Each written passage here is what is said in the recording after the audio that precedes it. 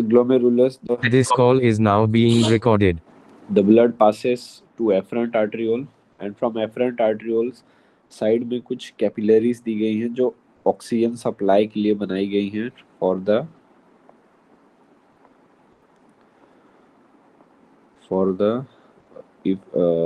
Renal tubules को blood supply के लिए।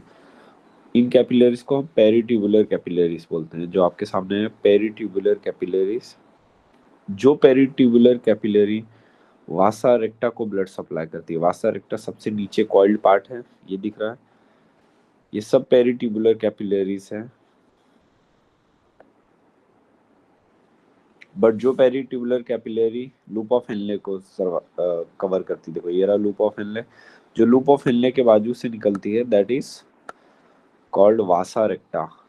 वासा रेक्टा भी एक पेरिट्यूबुलर कैपिलरी है, पर क्योंकि वो सबसे बड़ी पेरिट्यूबुलर कैपिलरी है हमने उसका नाम वासा रेक्टा रखा है। ना यूरिन फॉर्मेशन के हमें पता होने चाहिए कि कितना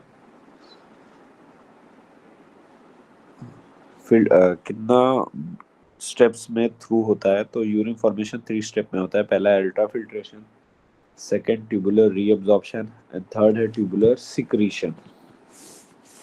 नाउ अल्ट्रा फिल्ट्रेशन जो पहला स्टेप है वो हम इस वाले पार्ट को, ये जो आपको दिख रहा है ये वाले पार्ट को जूम इन करेंगे। एक बार मैं ब्लू कलर में शो कर रहा हूँ दिस पार्ट, हमें इसको फोकस करना है।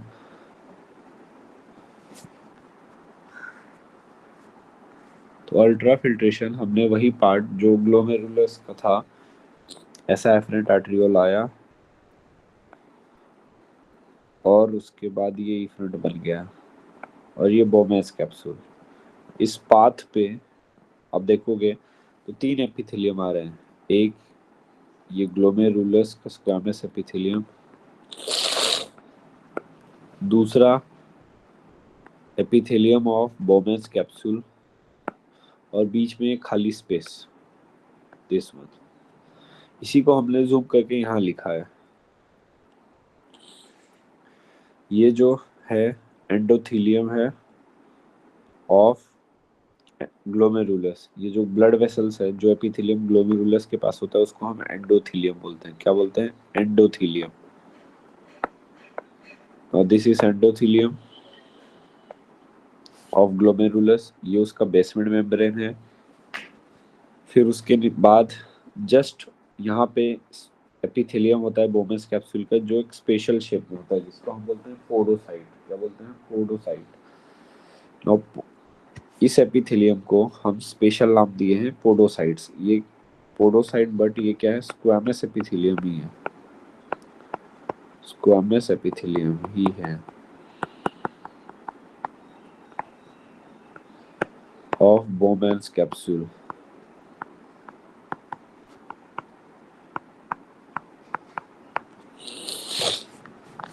ओके, तो स्क्वामस एपिथेलियम ही है बोमेस कैप्सूल।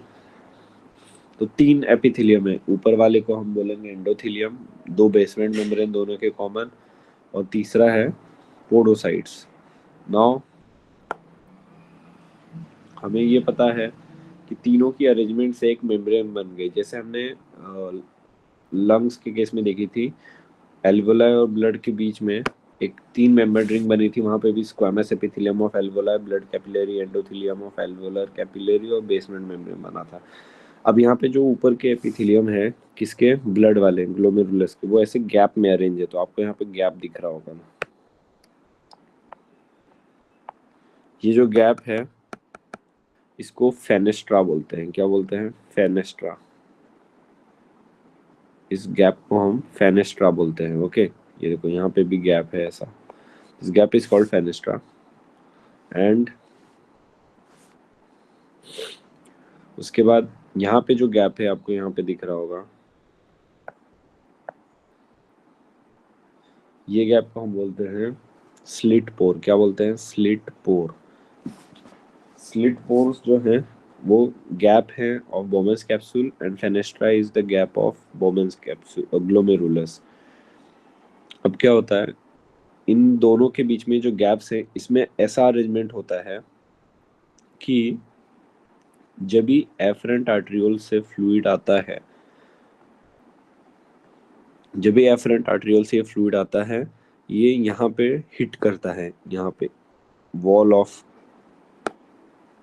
ये वॉल ऑफ ग्लोमेरुलस, जिसकी वजह से ये फ्लूइड्स जो है, वाटर सॉल्युबल जो फ्लूइड्स हैं, वो यहाँ से आराम से ऐसा क्रॉस करके यहाँ आ जाते हैं। सारा फ्लूइड, ये जो गैप है फेनेस्ट्रा और स्लिट पोर से, यहाँ से कहाँ आ जाते हैं, अंदर की तरफ। इसको हम बोलते हैं अल्ट्रा फिल्ट्रेशन, क्योंकि ये 3 लेयर से होके आता है, या 3 लेयर से फिल्टर होके आता है। अब इसको अल्ट्रा फिल्ट्रेशन बोलते हैं।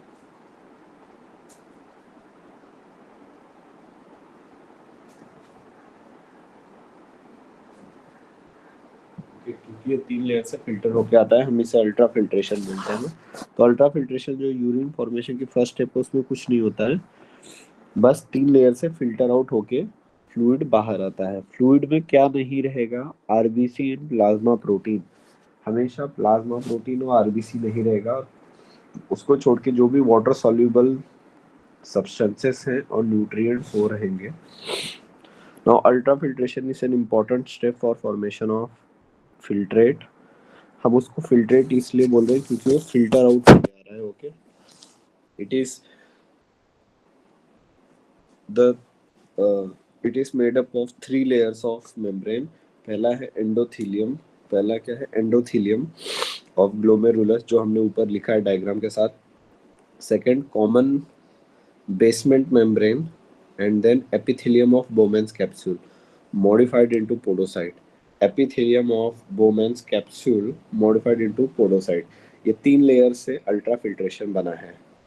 इसमें सेलुलर लेयर 2 है, बीएम जो बेसमेंट मेम्ब्रेन है बीच का, वो असेलुलर लेयर है। तो नीट में 2013 में क्वेश्चन आता, how many cellular layers are there in ultrafiltration of kidney. तो 2 लेयर होती है, एक एपिथेलियम ऑफ Bowman's capsule, दूसरा endothelium of glomerulus.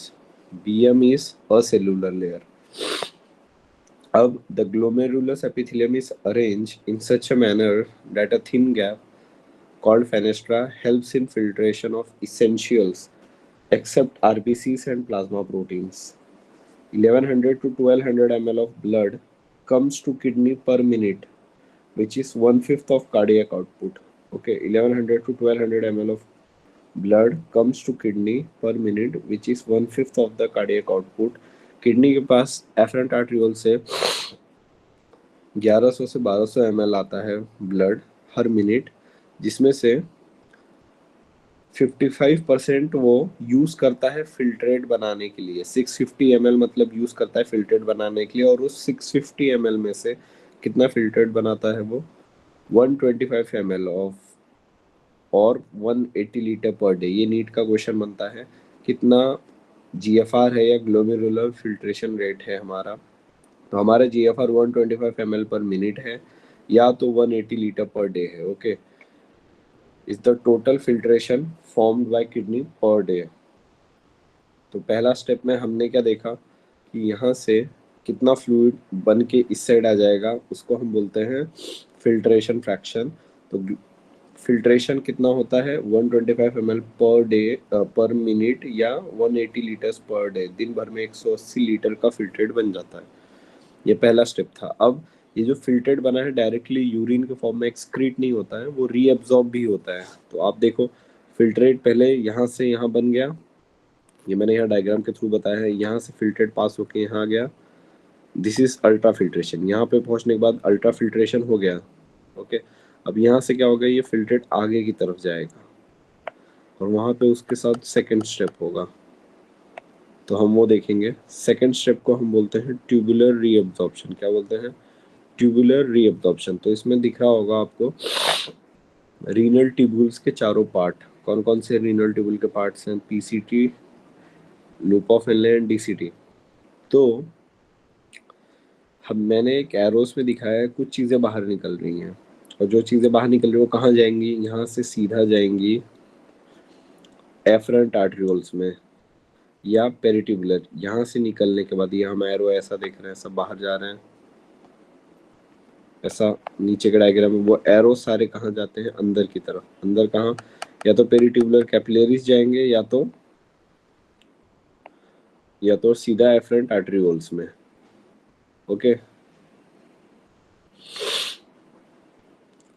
तो आप ये जो glucose K+, NaCl, H2O, HCO3- देख रहे हो ऊपर की तरफ जा रहे हैं, ये सब कहाँ जा रहे हैं, वापस एफरेंट आर्टरियोल या तो पेरिट्यूबुलर कैपिलरी, जो अगेन एफरेंट आर्टरियोल का ही पार्ट है, उसके अंदर जा रहे हैं।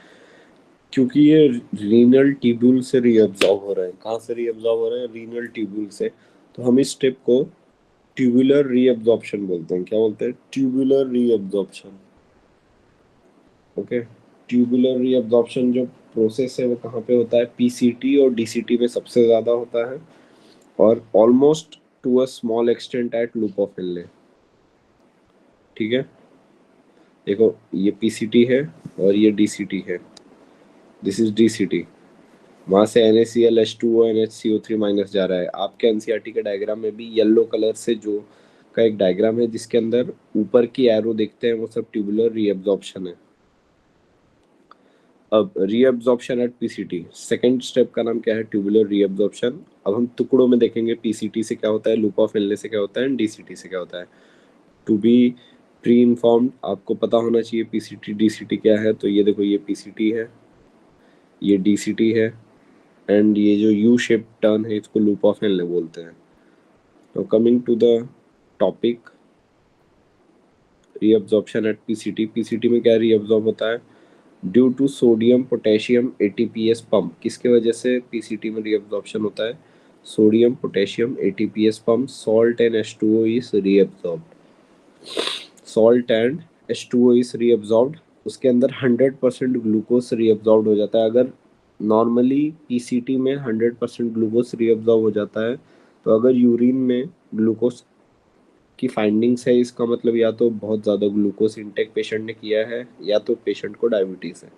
क्योंकि नॉर्मल फॉर्म में ग्लूकोज 100% रीअब्जॉर्ब हो जाता है। Now HCO3- and K+ is also reabsorbed from brush.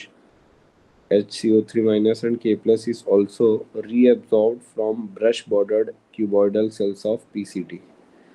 Now next है reabsorption at loop of Henle, LOH।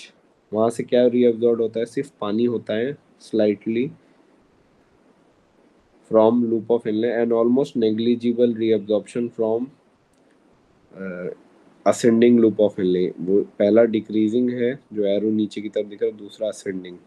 अब यहाँ से देखो, असेंडिंग लूप ऑफ इनले से थोड़ा बहुत पानी निकल रहा है, वरना यहाँ से नेग्लिजिबल रीअब्जॉर्प्शन होता है। देखो ये है असेंडिंग लूप ऑफ इनले, यहाँ से थोड़ा बहुत पानी निकलता है और ये ऊपर तक भी नहीं पहुँच पाता, यहीं रह जाता है।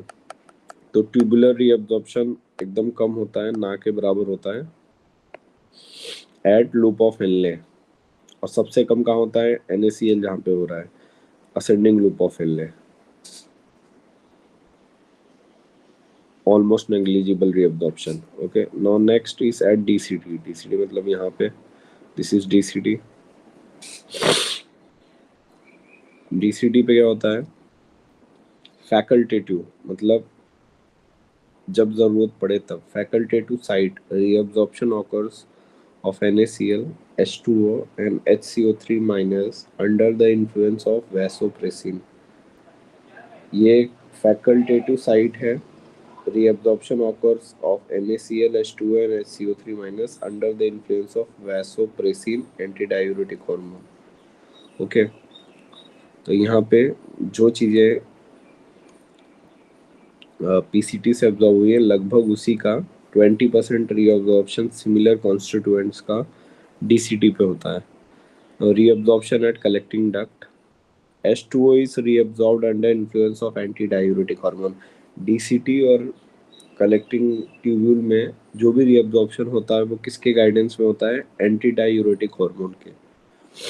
Now small amount of urea is reabsorbed from thin segment of collecting duct to thin segment of ascending loop of Henle takes place.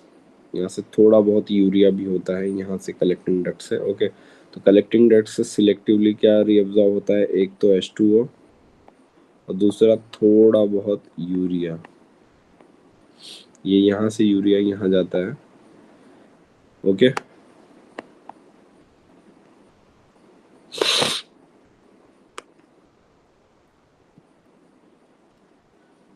Now third step है ट्यूबुलर सिक्रीशन। अब जो चीज़ें रीअब्जॉर्ब हुई है तो ऐसा नहीं है कि वो रिटर्न गिफ्ट नहीं लेता है। किडनी अगर कुछ दे रहा है तो वो रिटर्न गिफ्ट भी लेगा। वो रिटर्न गिफ्ट को हम ट्यूबुलर सिक्रीशन बोलते हैं। इसका मतलब the same amount of thing is also given by blood to kidney या टू ट्यूब्यूल्स इन रिटर्न। जो भी सामान ऊपर जा रहा है उसके रिस्पॉन्स में जो भी चीज़ें ब्लड में जा रही हैं उसके ऑपोजिट वाली चीज़ें किडनी में वापस आती हैं। जैसे ट्यूबुलर रीअब्जॉर्प्शन में Na+ अगर जा रहा है तो सिक्रीशन में K+ हो जाएगा। अगर H+ ion bicarbonate HCO3- reabsorb हो रहा है तो उसके रिस्पॉन्स में H+ आ जाता है। ये हमेशा याद रखना। तो रीअब्जॉर्प्शन के बाद अब सिक्रीशन का स्टेप आएगा, ट्यूबुलर सिक्रीशन। तो आपको दिख रहा होगा PCT पे K+ H+ and nitrogenous waste NH3, ये तीनों सिक्रीट हो रहे हैं। सिक्रीट कहाँ से हो रहे हैं? ब्लड से, ठीक है। और DCT पे क्या हो रहा है? K+ और H+। लूप ऑफ हेनले पे कुछ भी सीक्रेट नहीं हो रहा है। Now pH of urine is acidic due to secretion of H+। ये जो H+ हम PCT और DCT पे सीक्रेट कर रहे हैं इसी के कारण एसिडिक नेचर हो जाता है यूरिया का। Now K+ is the only ion reabsorbed and secreted both. K+ reabsorb भी होता है और सिक्रेटेड भी होता है। अब यहाँ पे एक बार पहला स्टेप क्या था? Ultra filtration. यहाँ से फिल्ट्रेट यहाँ आया, फिर यहाँ से रीअब्जॉर्प्शन हुआ, फिर वहाँ से सिक्रीशन भी हुआ। ऐसा होते होते वो यहाँ पहुँच गया। ऐसा यहाँ पे भी रीअब्जॉर्प्शन हुआ, यहाँ पे भी सिक्रीशन हुआ। ये सब होने के बाद जब वो यहाँ पहुँच जाएगा कलेक्टिंग डक्ट के पास, यहाँ से हम उसको यूरिन बोलने लगेंगे। उससे पहले हम उसे क्या बोलते हैं? फिल्ट्रेट। ओके, तो ये आपको याद रखना पड़ेगा कि हम उसको यूरिन कब बोलते हैं? जब वो कलेक्टिंग डक्ट से पास हो जाए।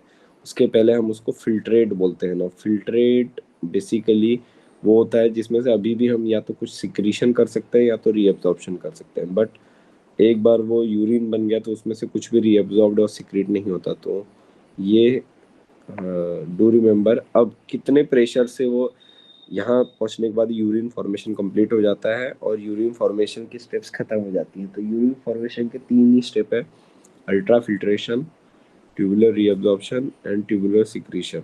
ओके, अब कितने प्रेशर से वो फिल्टर होता है ये हमें जानना है। उसका एक फॉर्मूला है, NFR net filtration rate is equal to GHP glomerular hydrostatic pressure minus BCOP plus CHP। Okay, NFR is equal to GHP minus BCOP plus CHP capillary hydrostatic pressure, जो कि नेट सबको माइनस करने के बाद कितना आता है? 10 to 20 mm of Hg।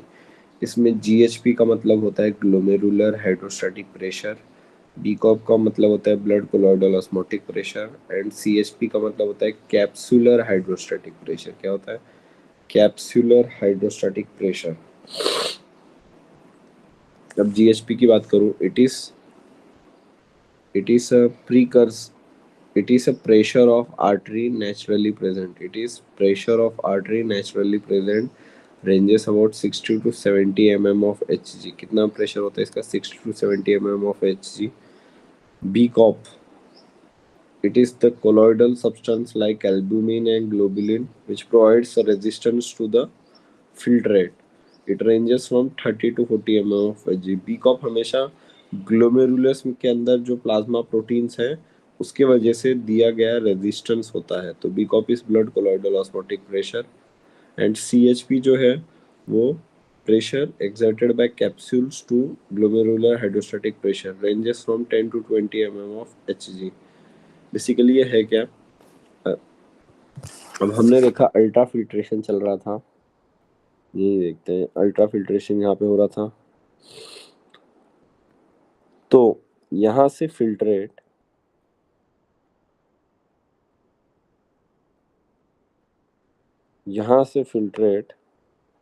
आया और यहाँ से फिल्ट्रेट करके यहाँ पहुंच गया।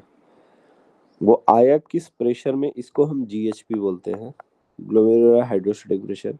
कितने प्रेशर से यहाँ पे जो ग्लोमेरुलस था ऐसा और बोमेंस कैप्सूल, इसने इसको कितना रेजिस्टेंस दिया और फिर वो किस नेट फोर्स से यहाँ पहुंचा, ये हमें जानना हो। तो ये किस फोर्स से निकला था, डेट इज जीएचपी। कितने रेजिस्टेंस मिले, 2 रेजिस्टेंस मिले, बी कॉप प्लस सीएचपी। तो वो ऐसा आ रहा है तो उसको 2 रेजिस्टेंस मिल रहे हैं, एक blood colloidal osmotic pressure of glomerulus और दूसरा कैप्सुलर हाइड्रोस्टैटिक प्रेशर जो कि बोमेंस कैप्सूल का है। इन दोनों के रेजिस्टेंस के बाद वो नेट इसको क्रॉस करने के बाद कितने प्रेशर से नीचे यहाँ स्टार मार्क के पास पहुंचा, that is nothing but net filtration pressure. तो फिल्ट्रेट कितने स्पीड में आ रहा था, उसको रेजिस्टेंस के बाद कितने स्पीड में पहुंचा, that is net filtration fraction. ये हमें ढूंढना है। ओके, सो लेट अस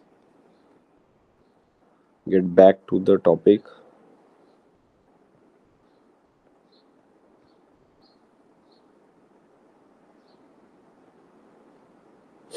तो जीएचपी जो है ये प्रेशर, नेचुरल प्रेशर है जिससे फिल्ट्रेट आ रहा है।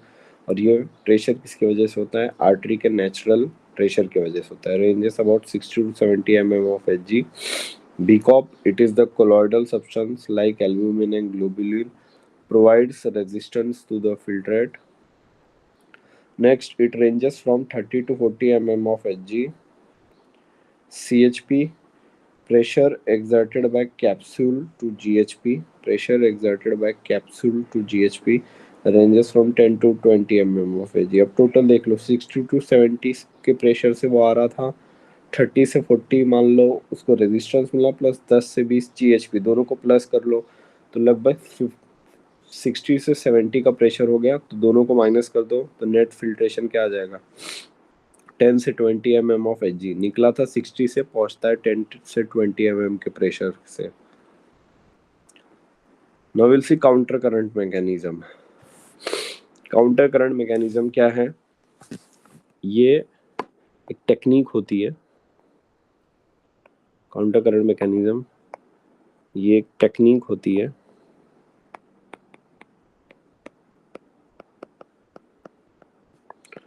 Technique to concentrate urine. Concentrate का मतलब होता है उसमें से और पानी हटा लेना।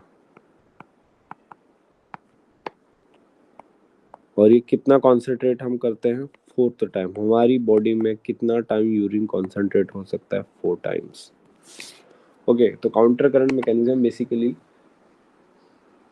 फिल्ट्रेट कितना बना था, 180 लीटर पर डे, याद है तो ऊपर हमने पढ़ा, या 125 ml पर मिनट या 180 लीटर पर डे। अब इतना तो हम एक्सक्रीट नहीं करते हैं, हम एक्सक्रीट कितना करते हैं, 1 से 1.5 लीटर यूरिन दिन भर का। 100 लीटर तो हम एक्सक्रीट करते नहीं है। तो बाकी चीज़ें पहले ट्यूबुलर रीएब्जॉर्प्शन के थ्रू रीएब्जॉर्ब हो जाती है 70-80%, बचा हुआ पार्ट काउंटर करंट से रीएब्जॉर्ब हो जाता है। अब आपने देखा ट्यूबुलर रीएब्जॉर्प्शन का बहुत ही कम रोल है लूप ऑफ हेनले पे, बट ऐसा नहीं है कि वो रीएब्जॉर्प्शन करता नहीं है, वो रीएब्जॉर्प्शन किसके थ्रू करता है, काउंटर करंट के through. What is counter current, basically जब फिल्ट्रेट रीएब्जॉर्प्शन के बाद फिल्ट्रेट पहुंचा लूप ऑफ हेनले, कौन से, डिसेंडिंग लूप ऑफ हेनले, तो उसकी सॉल्ट और वाटर का रेशो था 300, मतलब ब्लड के पैरेलल था। ब्लड में जितना होता है, ब्लड में कितना होता है 300। वो धीरे धीरे ड्यू टू ये जो आपको वॉल दिख रही है डिसेंडिंग लूप ऑफ हेनले की, दिस ये परमिएबल होता है पानी के लिए, तो इसमें से पानी ऐसे बाहर जा रहा है, ये देखो ये रहा, वाटर धीरे धीरे बाहर जा रहा है।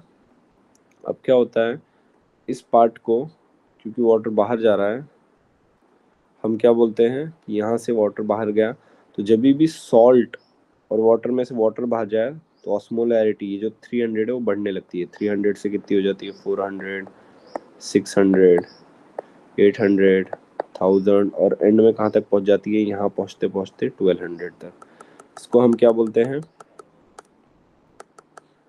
दैट इज कि पानी बाहर निकल रहा है। अब जैसे ही फिल्ट्रेट यहाँ पहुंचा तो उसमें पानी कम हो गया क्योंकि पानी ज़्यादा हो गया, और सॉल्ट ज़्यादा है, पानी कम हो गया। जबकि यहाँ पे जब 300 पे था तो सॉल्ट बराबर था, वाटर भी बराबर था, they were on same quantity. But यहाँ पहुँचते पर तो सॉल्ट ज़्यादा, पानी कम हो गया। अब जैसे वो ऊपर की तरफ जाता है और तो उसमें से सॉल्ट बाहर निकलने लगता है। ये वाला जो मेम्ब्रेन है वो किससे पैरेलल है? वो पैरेलल है सॉल्ट से। तो इसमें से जब बाहर सॉल्ट निकलने लगता है तो क्या होता है, अब फिर से धीरे धीरे सॉल्ट कम होने लगता है, पानी तो ऑलरेडी कम था। तो इन शॉर्ट यहाँ से पानी, यहाँ से सॉल्ट निकाल के हमने इस फिल्ट्रेट में, अगर मान लो 2 लीटर का सॉल्ट था, 2 लीटर का वाटर था, यहाँ पहुँचते पहुँचते हमने उसको 200 ग्राम सॉल्ट 200 ग्राम वाटर कर दिया, क्योंकि एक साइड से सॉल्ट निकाल दिया, एक साइड से वाटर। इस टेक्निक को हम काउंटर करंट बोलते हैं। ये कैसे होता है? क्योंकि फ्लो ऑफ यूरिन उल्टा है। यूरिन अगर ऐसे आ रहा है from ascending loop of Henle के साइड से और ऊपर की तरफ जा रहा है, तो ड्यू टू अपोजिट फ्लो है, एक साइड नीचे जा रहा है, एक साइड अपोजिट, इसके कारण यहाँ पे करंट्स बनते हैं। जो वाटर करंट्स मतलब निगेटिव प्रेशर बिल्डअप या कॉन्सेंट्रेशन ग्रेडियंट बिल्डअप होता है, जिसकी वजह से यहाँ से वाटर बाहर निकलता है। Now this topic is called as counter current because दोनों का फ्लो उल्टा है। इस फ्लो रिवर्सल के चक्कर में एक साइड से वाटर, एक साइड से सॉल्ट रीअब्सॉर्ब हो जाता है। अब रीअब्सॉर्प्शन के बाद हमने फिल्ट्रेट में से तो कम कर दिया सॉल्ट और वाटर, यहाँ से वो यूरिन बन के बाहर चले जाएगा, पर जो पानी यहाँ इस ट्यूब के बाहर बैठा है, यहाँ पे ये रहा, और यहाँ पे जो NaCl बैठा वो क्या करेंगे, ये हमने वासा रेक्टा देखा था। वासा रेक्टा क्या था?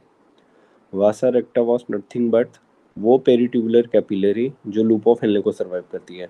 तो ब्लड को सॉल्ट, सोडियम क्लोराइड बहुत इंपॉर्टेंट है, तो वो सारा सोडियम जो यहाँ बैठा है वो धीरे धीरे कहाँ जाने लगता है? वासा रेक्टा में। और वासा रेक्टा के ये पार्ट को हम बोलते हैं डिसेंडिंग वासा रेक्टा, और इस वाले पार्ट को बोलते हैं असेंडिंग वासा रेक्टा। तो डिसेंडिंग वासा रेक्टा के अंदर असेंडिंग लूप ऑफ हेनले से निकला हुआ है, ये कौन सा लूप है? Ascending loop of Henle. ये कौन सा लूप है? Descending loop of Henle. यहाँ का निकला हुआ सॉल्ट अंदर जाता है। ये सॉल्ट अंदर जाने की वजह से ब्लड की ऑस्मोलैरिटी 300 है, वो बढ़ने लगती है अगेन। या तो सॉल्ट ऐड करने से ऑस्मोलैरिटी बढ़ती है, या तो पानी निकालने से। जैसे यहाँ पे पानी निकालने से ऑस्मोलैरिटी बढ़ रही थी, पर यहाँ पे सॉल्ट ऐड करने से बढ़ रही है। तो जैसे जैसे तुम सॉल्ट ऐड करोगे यहाँ पे सॉल्ट बढ़ता जाएगा। मान लो यहाँ पे सॉल्ट था पहले 300 है, तो 300 ग्राम सॉल्ट था और 300 ml वाटर था। अब सॉल्ट ऐड होने की वजह से ऑस्मोलैरिटी बढ़ती जाएगी और 1200 तक पहुँच जाएगी यहाँ पे। मतलब यहाँ पे 1200 ग्राम सॉल्ट हो गया और 300 ml वाटर हो गया, मतलब 4 टाइम कॉन्सेंट्रेट हो गया। अब ब्लड में कभी भी इतना हाई ऑस्मोलैरिटी नहीं होनी चाहिए, वरना पीएच शिफ्ट हो जाता है ब्लड का। उसको रिकवर करने के लिए ये जो यहाँ पे वाटर बैठा है वो भी धीरे धीरे अंदर आने लगता है टू टू मेंटेन ऑस्मोलैरिटी। तो ऑस्मोलैरिटी ऑफ वाटर के एडिशन से फिर से गिरने लगती है। 1200 से वो फिर से 1000, 800, 600, 400, 500 ऐसा होने लगता है। और ये किसकी वजह से होता है? ड्यू टू सक्शन पुल या due to vasa recta 1200 osmolarity पे था। तो ये जो पार्ट है, इसकी वजह से क्या किया हमने? किडनी को बेवकूफ़ बना के उसका सॉल्ट और वाटर ब्लड ने वापस ले लिया। देखो ये फिल्ट्रेट पहले ब्लड ने ही दिया था किडनी को, फिर किडनी से ही रिटर्न ले लिया। इस पार्ट को हम बोलते हैं काउंटर करंट। यहाँ पे सिर्फ हम किडनी को बेवकूफ़ बनाने के लिए एक उल्टा पाथवे अरेंज करते हैं। ये पाथवे ऐसा, और फिर ऐसा, और फिर ऐसा, और फिर ऐसा। तो देखो यहाँ पे ब्लड जब नीचे जा रहा तो साइड में ऊपर जा रहा है वासा रेक्टा में, जब असेंडिंग लूप ऑफ हेनले में ऊपर जा रहा तो डिसेंडिंग वासा रेक्टा में नीचे जा रहा। यहाँ पे कंफ्यूजन ऑफ पाथ क्रिएट करके यहाँ से सॉल्ट यहाँ भेज देते हैं और यहाँ से पानी यहाँ भेज देते हैं, ताकि वापस फिल्ट्रेट रीअब्जॉर्ब हो जाए। वरना आप सोचो 180 लीटर फिल्ट्रेट बनता है दिन भर में, अगर हम ये सब टेक्निक से वाटर और सॉल्ट को वापस ना लें तो हम दिन भर में कितना लीटर ऑफ यूरिन करेंगे? 180 लीटर। इतना करने के बाद हमारे बॉडी में कोई पानी बचेगा ही नहीं। To save water and salt हम लोग काउंटर करंट से 30% वाटर या 15 to 30% वाटर को रीसेव कर लेते हैं। बाकी का कहाँ से करते हैं? बाकी का ट्यूबुलर रीअब्जॉर्प्शन से करते हैं। ओके, जो कि यूरिन फॉर्मेशन का सेकेंड स्टेप है। तो काउंटर करंट मैकेनिज्म बस ऑपोजिट फ्लो करके सॉल्ट और वाटर को रिटेंटेड करने का काम है। इसमें आपको एक ही चीज़ याद रखनी पड़ेगी, कौन काउंटर करंट मैकेनिज्म के लिए कौन सा आयन रिस्पॉन्सिबल है जिसके कारण रीअब्जॉर्प्शन होता है। तो तुम्हें याद रखना है सोडियम और यूरिया। कौन? Sodium and urea. सबसे ज़्यादा रोल इन्हीं दोनों का होता है काउंटर करंट मैकेनिज्म के अंदर। क्यों? क्योंकि अगर ये इंटरनल मीडिया इंटरस्टिशियल मीडिया यहाँ होता है, अगर ये 1200 से कम हो जाए तो यहाँ पे कोई सॉल्ट अंदर नहीं जाएगा। ये जो सॉल्ट हम देख रहे हैं यहाँ से अंदर जा रहा है, ये क्यों जाता है? क्योंकि ऑस्मोलैरिटी 1200 है। अगर 1200 से कम हो जाए तो ये सॉल्ट यहाँ से अंदर जाना बंद कर देगा, जिसकी वजह से क्या हो जाएगा? अगेन दिक्कत हो जाएगी। तो हमें मेजर फोकस होता है कि कैसे भी यहाँ पे सॉल्ट और वाटर का रीअब्जॉर्प्शन रोकना, ताकि वो यूरिन में ना जाए और वो फिर से वासा रेक्टा में आ जाए। इस प्रोसेस को हम काउंटर करंट मैकेनिज्म बोलते हैं। काउंटर करंट मैकेनिज्म के फ़ायदे ये हैं कि जितना सॉल्ट वाटर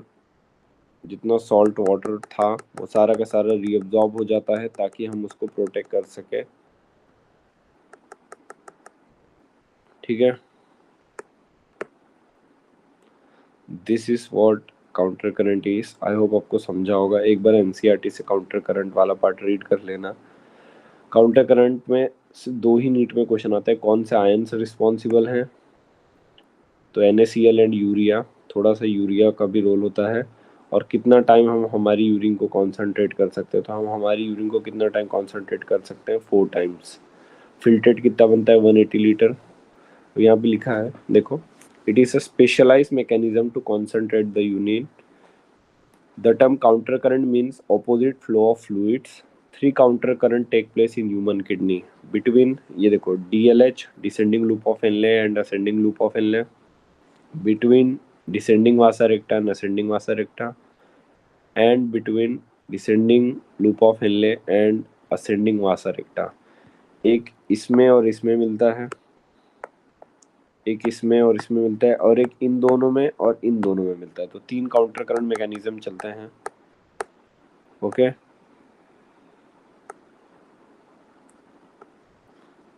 3 काउंटर करंट चलते हैं। Our kidney can concentrate 4 times urine. NaCl and urea maintain the osmolarity at 1200 in the inner medulla, which is responsible for counter current. The descending loop of Henle is hypertonic, while ascending loop of Henle is hypotonic to hypotonic in nature। ये भी पता होना चाहिए। अभी facts about urine. Volume urine का हम दिन भर में कितना रिलीज करते हैं? 1 से 1.5 litre. Colour pale yellow. PH होता है 6, स्लाइटली एसिडिक। क्यों होता है? हमने ये देखा, ट्यूबुलर सिक्रीशन में H+ आयन रिलीज होता है। कलर ड्यू टू यूरोक्रोम होता है, जो बाइल का एक पिगमेंट है। हिप्यूरिक एसिड एंड क्रिएटिनिन, ये ड्रग्स हैं जो बाहर निकलते हैं and are excreted through urine. 25 to 30 gram urea is excreted. Okay, अब बाकी यूरिन रिलेटेड डिसीज हम नेक्स्ट क्लास में देखेंगे।